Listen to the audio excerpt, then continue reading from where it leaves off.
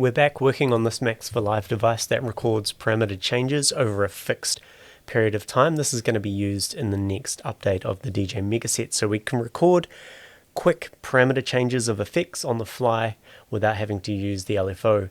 So in the last video we made this system that counts for a certain amount of bars and records the parameter changes of these three and then plays them back. So let's try that out. So we click on that, we make some movements, and then we wait. It's currently set on 3 bars, which isn't ideal, but anyway, so that's recorded our parameter changes. And in this video I want to try and use the system to change the amount of time, so we can hit half a bar or 4 bars or 1 bar and define the time period in which we're going to record keystrokes for. So let's just tidy this up a little bit. I can get rid of this stuff, and let's just bring all this down a bit just so we have a bit more space. So yeah, we're taking the bar count from Ableton Live here. So Ableton Live is currently playing and we're using this plug sync to get the bar number, and this counter here counts up every time bar or beat number 1 is triggered. You can see it counting up here, and when we hit set 0, that's when it does its stuff. I'm kind of repeating myself here because I need to go through it in my head. So what I need to do is I need to change this inlet here. So, but this is only going to give us a resolution of 1 bar, but I think that's fine. Yeah, I think 1 bar can be the minimum. I don't really think I need half a bar. I think that's a bit too short. We'll see. Once we've built it, we'll see how it feels kind of in a more practical setup. So that's all good. So what we can do here is we can send messages into this box here to define how long we want this looping device to go for. So, you know, if we go 1, that's 1 bar. We can go 2. We might as well do 1, 2, 3, 4, and 8. Let's just do those. Okay, so if I send all of these into this inlet here, like so, and then I connect a... so these will need to be connected to a T, B, I, so this will trigger a bang and an integer. So I need to remove these patch cables here,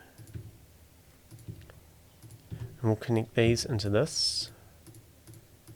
So this will send out the integer value, but it will also send out a bang to this set 0. Right, so first thing it'll do is update the select object, then it will trigger the sequence. And the cool thing about using this counter is it will quantize to the next beat. Okay, so let's just try 1. Okay, so we just recorded one bar. Let's try 2.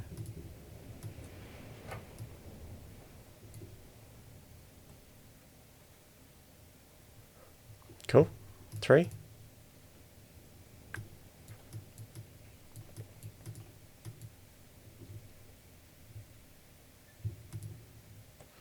And I'm assuming 8's going to work. I'm going to click on it anyway.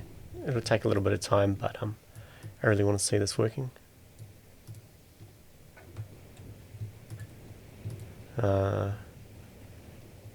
Yeah. Let's go.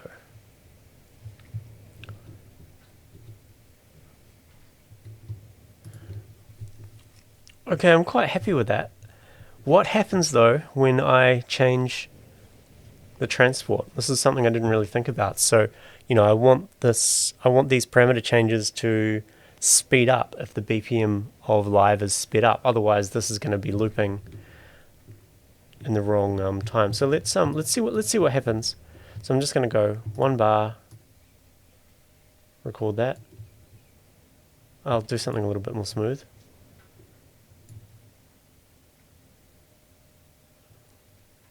Okay, I'm going to go into Ableton Live and I'm going to speed it up to, let's say, I'll just go 250. That'll give us a good indication.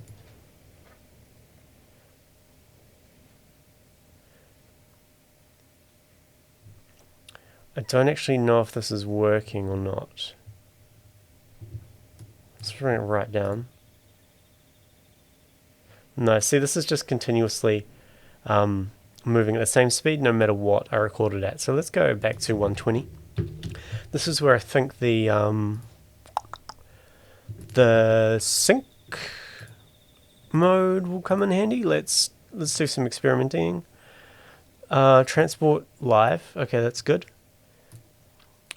And we need sync, which is currently turned off. Let's turn this on. And let's see what happens now if I do a 1-bar recording.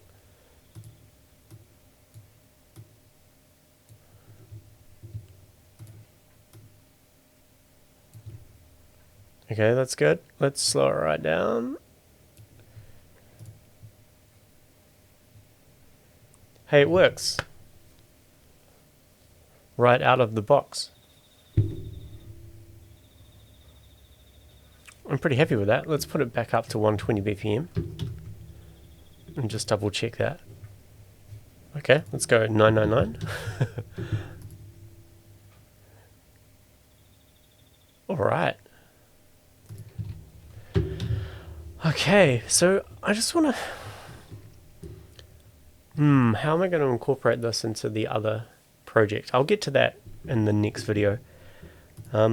Let's just muck around and see what other options we have here with the MTR. So I'm just going through the different messages that I can send it. So we can delay...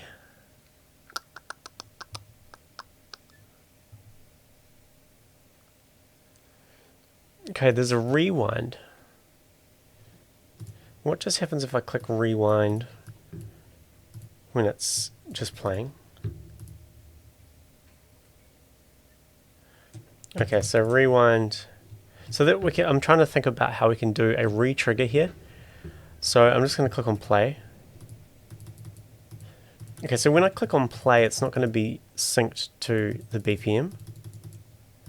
So I think play can be a perfectly fine re-trigger. So if I was to just create a live, we'll go live text. So this is currently a toggle box. So we'll change this to a button and we'll call this re-trigger. And we'll connect that to the play. Okay, so we can re-trigger that. That's good. What I'm going to do is I'm just going to update these. I'm not sure if I want to have buttons or I want to have a selection box and a go button. I think buttons is probably the best option. I'm trying to think again from a practical standpoint for when you're actually using this to perform. Do you want to hit one button? Or do you want to select a certain amount and have one trigger button? We'll go with buttons for now. So we're going to need 5 of these.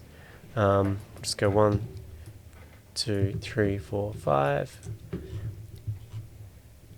Of course, 1 bar, 2 bars, 3 bars. If you can think of a better way for me to create a timekeeping system rather than using a plug sync and counting the beats this way, let me know. There might be a much more non-botched together way, I guess you could say. And I'm just going to connect these into these message boxes like that. So now we can... Oh, 1, 2, 3. What have I done? 1, 2, 3. I missed out 4. There we go. So we can go 2 bars. And we're recording. 2 bars over.